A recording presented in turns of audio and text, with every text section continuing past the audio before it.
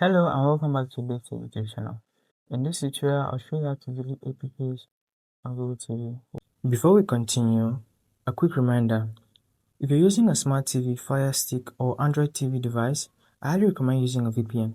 A VPN helps protect your privacy, secure your connection, and keep your personal data safe while browsing or streaming. I personally recommend NordVPN. It's fast, reliable, and works smoothly with TV devices. I've put a special link in the description.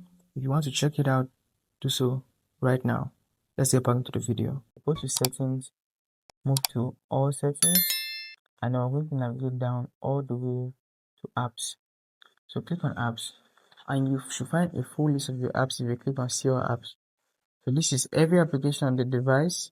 Going way down to the bottom, you will find the option that says show system apps. So even the apps you're not finding here, you'll find them below if you toggle this on.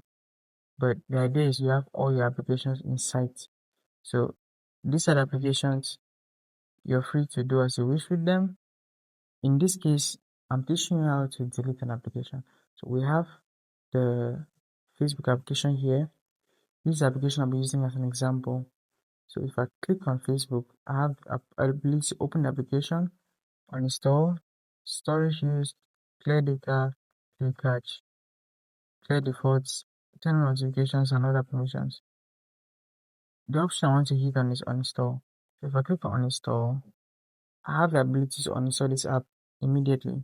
This will delete the application, it's going to delete all users, it's going to clear app data, and it's going to make sure Facebook is out of the device along with its permissions. So this will occur for all users, even if you're not logged into a particular user. If one user logs in and deletes Facebook, it will be deleted on all users. So keep that in mind while you decide whether or not to delete or uninstall the application, any application of choice. So you see me, I click on the OK button and you see the package uninstaller has done its job and Facebook is nowhere to be found. That's exactly what you want. That brings this video to an end. If you found it insightful, subscribe to the channel for content like this, and I'll see you there.